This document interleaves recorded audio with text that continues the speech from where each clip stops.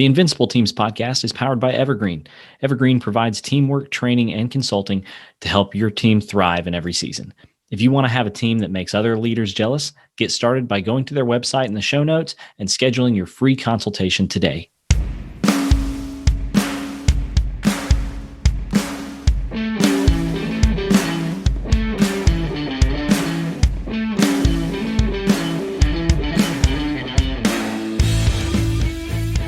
Welcome to Invincible Teams, a podcast for team leaders and business owners who are tired of dealing with drama and politics, high turnover, and teams not meeting their potential. We know that team leaders and business owners like you are pretty much always under pressure to get the most out of your teams. And we believe that every team should reach their potential, and that if we get intentional, our teams can become invincible.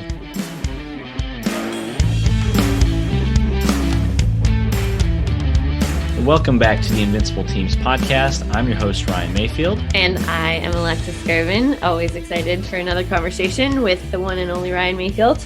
The one and only. You know, fun fact, my next door neighbor is named Ryan Mansfield. For real? That's a real thing. Yep. Wait, how long did you move in next to him relatively recently, or have you lived next to him for a long time? He has been here for 20 or so years. I've been here for about 3-4 years.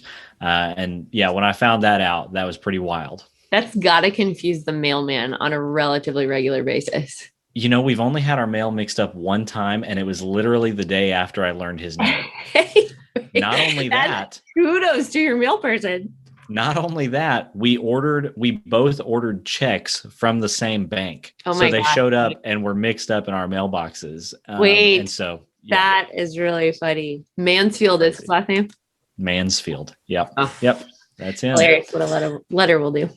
I'll let him know he's been on the podcast, I guess. Well, today we're going to talk about a tool that we use, and it's incredible, useful tool. It's very simple and called the SupportChallenge Matrix. And so, Alexis, I'm going to let you take over at this point and kind of share the basics about it, and then we'll go back and forth with some dialogue. Sounds great. Yeah, the SupportChallenge Matrix is one of my favorites, and it's a tool that we use very often in Giant to help people understand, really, like we say often, what it's like to be on the other side of them. Just like all of our tools, and whenever I teach this one in particular, I love to kind of tee it up with the understanding that any of the tools that we talk through are really designed to be just that. A lens that's on the other side of you, almost acting like a mirror to show you what we like to call the proverbial broccoli in your teeth, right? Mm-hmm. The types of things that other people see that you don't, because you are just so used to your way of operation that it's they're blind spots for you. You don't see them anymore. And so these kinds of things that we talk about are just holding up a mirror to help with intentional language, actually ask yourself the questions that these tools are leading you through to be able to continue to elevate your leadership.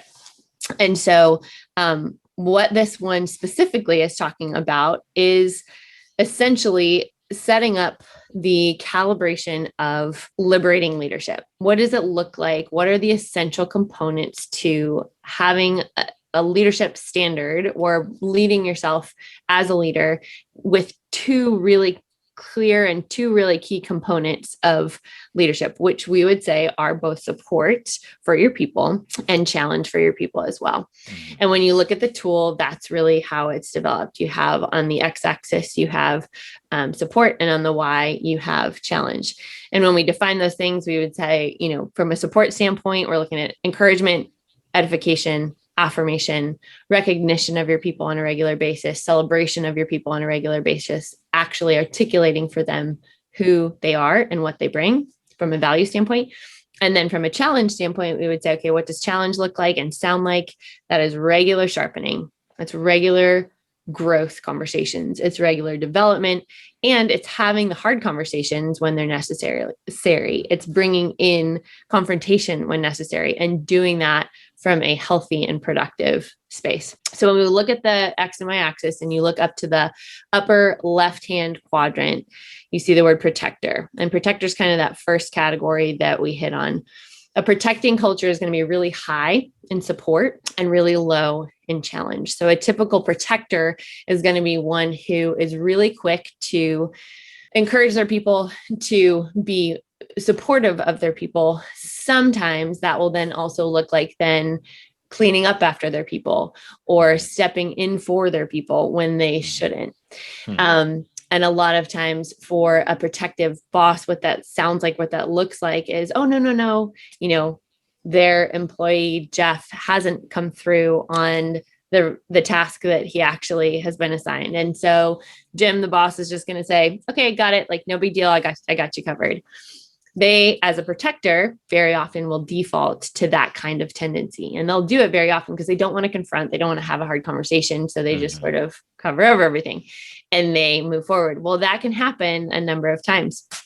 What often winds up happening, however, is that those little seeds of mistrust, those little seeds of bitterness kind of get planted in Jim, the boss, because he's seeing Jeff not really perform the way that he needs to, but he's not having the hard conversations that are necessary because he's a protector.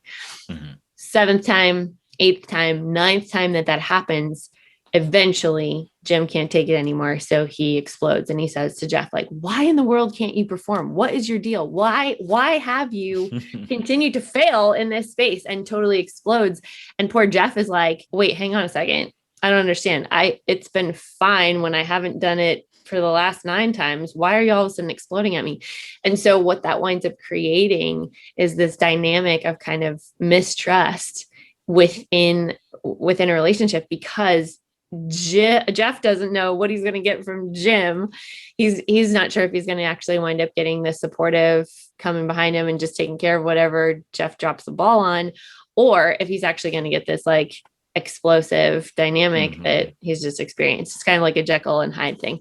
So what we often want to create, and then I want to hear your thoughts, Ryan, on protectors, but what we want to create from a protector culture is learning how to have those kinds of healthy, hard conversations, increasing the capacity for challenge in someone who's typically going to be a protector, really cultivating and then therefore preventing disconnection, preventing misunderstanding, and developing a culture of trust, because the leader actually has the capacity to both support and challenge. Yeah. When I think of the protector culture, it makes me think of a group of people that maybe like each other and maybe enjoy being there, but the problems with it are that most people aren't developed. Right. So you're not looking long term. There's not a next generation of leadership being raised up because there's not that challenge out there for them to run at. People might like it and might like to be there for a while, but a lot of times what you see is people get tired of the mundane, right?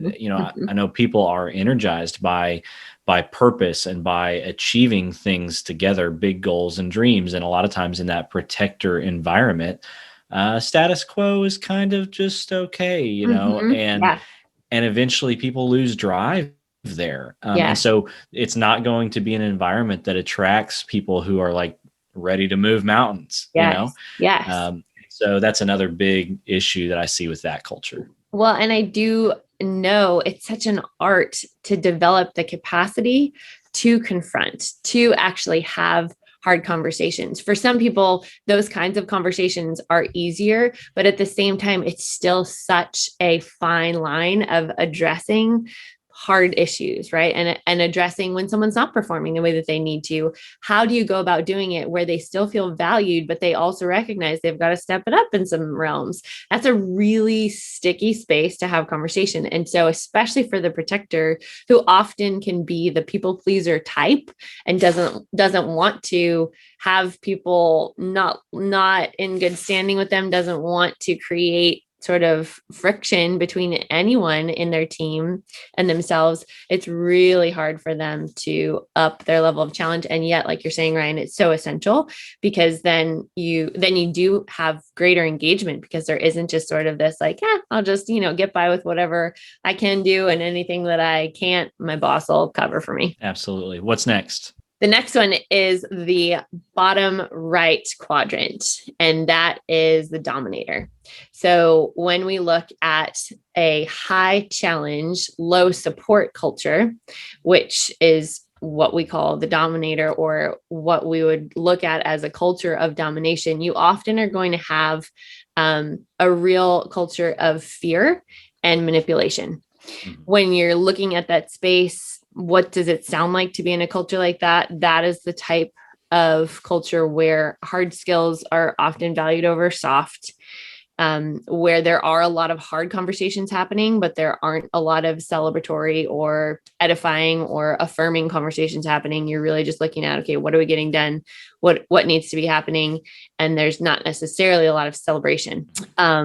When you're looking too at the dominant space, I feel like there's often a focus on quantitative results versus qualitative data. So again, really looking at numbers and people really feeling like they're only as good as their last quarter's numbers were. They're not necessarily feeling actually valued for what they bring as a human, not just a machine, to the team. And the tendencies of a dominator in a culture like that obviously are, like we're saying, just a much higher capacity for challenge, a much higher capacity for hard conversation, and a much lower capacity to actually bring encouragement and affirmation. And that what we know what that creates is a space and a place where people are operating often out of fear and feeling very much like they are machines rather than people. Yeah. Yeah. I was talking to somebody yesterday, like literally just had this conversation. They were telling me there's this company that one of the first statements they made whenever they brought in a batch of new hires was, we purposely brought in double the amount of people that we intend to keep. So they paired everybody. Listen to this. It's crazy. They paired everybody up with a partner from the hiring class. And they said, after 2 weeks, we're only going to keep one of you. Oh my gosh. Yeah. It was crazy. I was like, what is going on? Like, talk about intimidation. I know. And the thought I had was the number of people who would have been good at this job, who that company did not keep because someone else might have edged them out a little bit, right? Mm-hmm. Just by some arbitrary pairing up process, is crazy. That you lose so much talent that way and drive people away. That's not an environment that people want to be in, right? No. And I think there's a quote that I love by, I think it's Chuck Schwab, who basically just said, I've yet to meet a man who worked better under a spirit of criticism than under a spirit of encouragement. Mm-hmm. And just that whole idea that when people are actually when they feel celebrated to a degree, or they feel wanted even. I mean, that's a space where people are basically saying, we brought you in, but we don't know if we actually want you. So you're going to have to, prove it to us. That, to some people that's motivating. To the majority of your new hires, they're going to be intimidated out of their mind. I also do think about from a domination standpoint, when you're looking at leaders who are typically higher in their capacity for challenge and lower in their natural capacity for support, they are the types of leaders that when they do affirm, when they do bring encouragement to their team members, it is so highly valued. Mm-hmm. It's drank like water to people's souls because it's just respected so highly. And yet they do it so infrequently that they're not actually using something that would behoove them from a team development standpoint, from an execution standpoint, even from a team dynamic, really rallying around them and being grateful and excited and thankful for being on their team. They're not using this tool that they actually have a lot of leverage with to move their people forward because they aren't necessarily naturally good at it. And so they don't do it. But I think learning for a dominating leader, what does it look like to increase my capacity to support, is so powerful and winds up moving that flywheel in exponential ways forward, because their verbal affirmation is so valuable. Absolutely.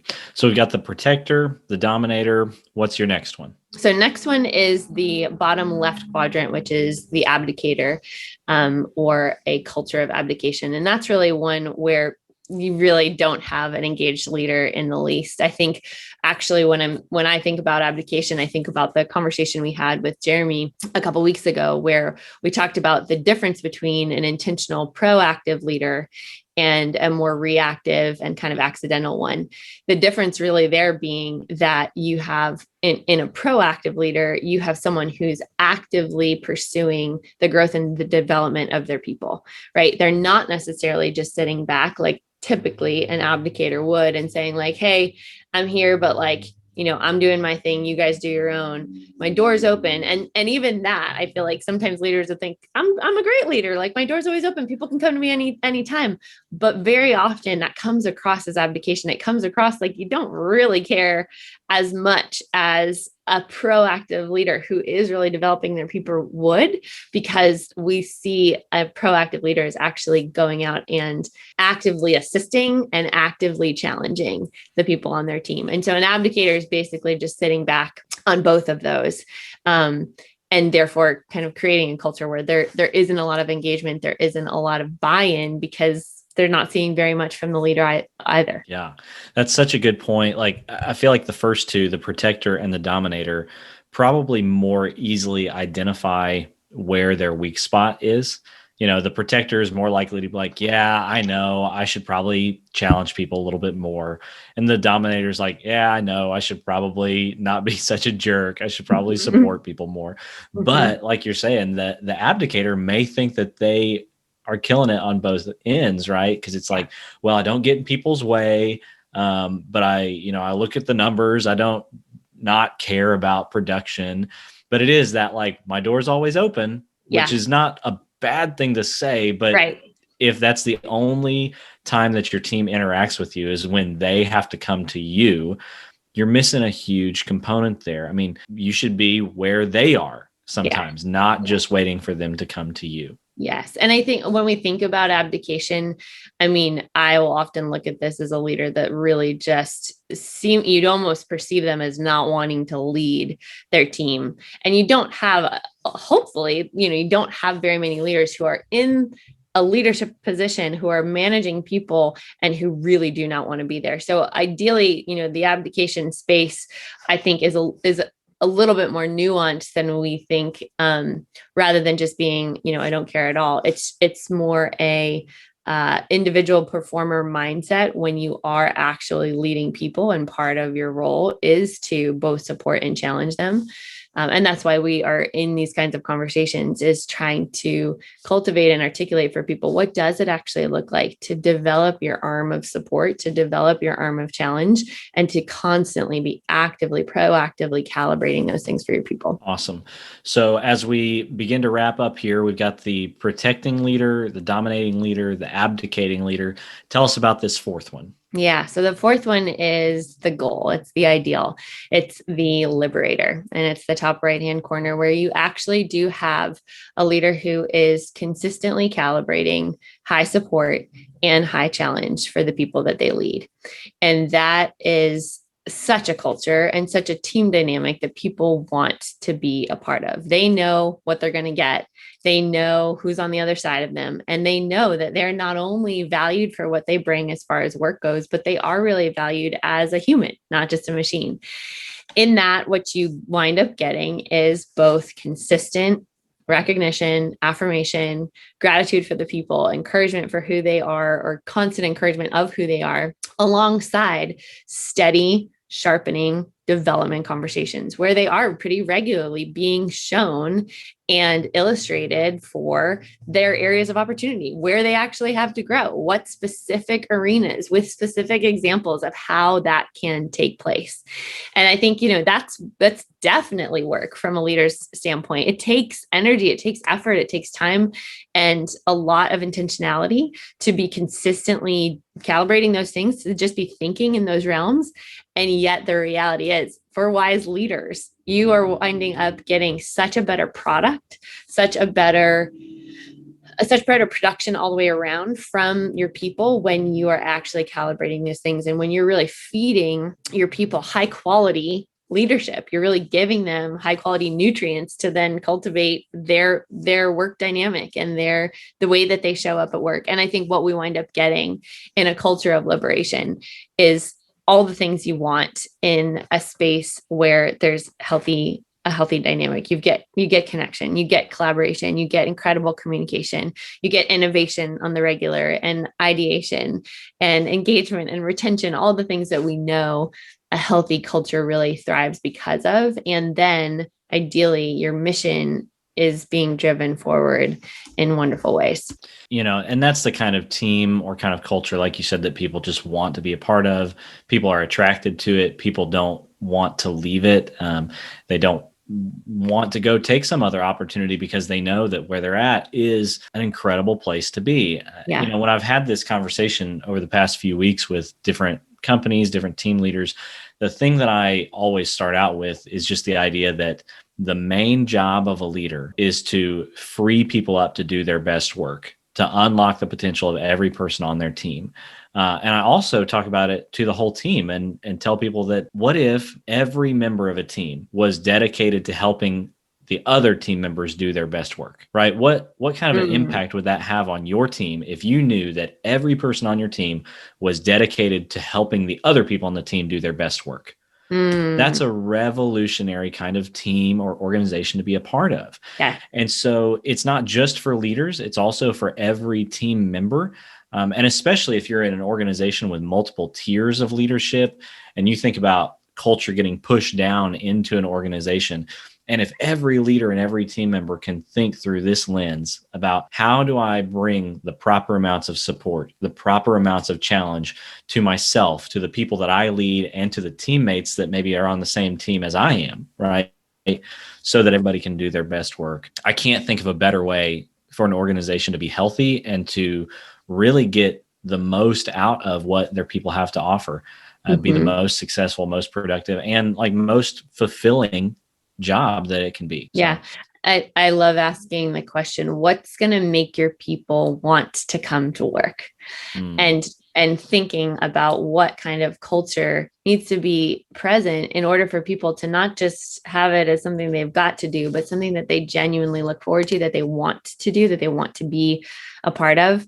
I've been on teams where that's been the case, and I've been on teams where it's not been the case. And man, it's just such a better way to live. It's such a better way to work. You bring so much more to the table when you know that you're wanted, you know that other people are excited about having you there, that they celebrate your being there, that they value your work. And then you're also in the very same work of appreciating and, challenging the people that you're around. So you're saying that the things that make people want to come to work are not just like a ping pong table in the lobby and a cappuccino machine in the break room. It's more than that. It's such a funny thing when we talk about culture. We know culture eats strategy for breakfast. We know we've heard all the buzzwords, but I think this is some of the nitty gritty of like, what are the people dynamics when you are at the ping pong table or you are at the, like there's a keg in the back room, but like what's the conversation happening? And even if none of that is present, still you can do so much with so little when there is high level awareness, self-awareness, and others' awareness to the people on our team. Yeah.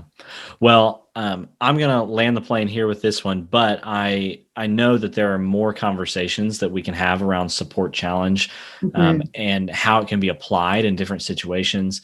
And I'm excited to talk about that again in a future episode, just how leaders can use this framework to troubleshoot maybe problems that they're having on a team or conflict between teammates or whatever it is. There's a lot of application for this. Yeah. We just encourage you guys, if you're listening, to check this out. We'll put a link in the show notes where you can see this tool visually and learn more about it. So check that out as well. Thanks for listening today to the Invincible Teams podcast. Please consider giving us a rating and a review on whatever podcast platform you are currently using. If you think today's content might be useful for someone you know, please consider sharing it with them. Just a reminder that the Invincible Teams podcast is brought to you by Evergreen. Evergreen provides teamwork training and consulting to help you eliminate office drama and turnover and help you get the most out of your team. Thanks again for listening. And like we always say, we believe that every team should reach their potential and that if we get intentional, our teams can become invincible. See you next time.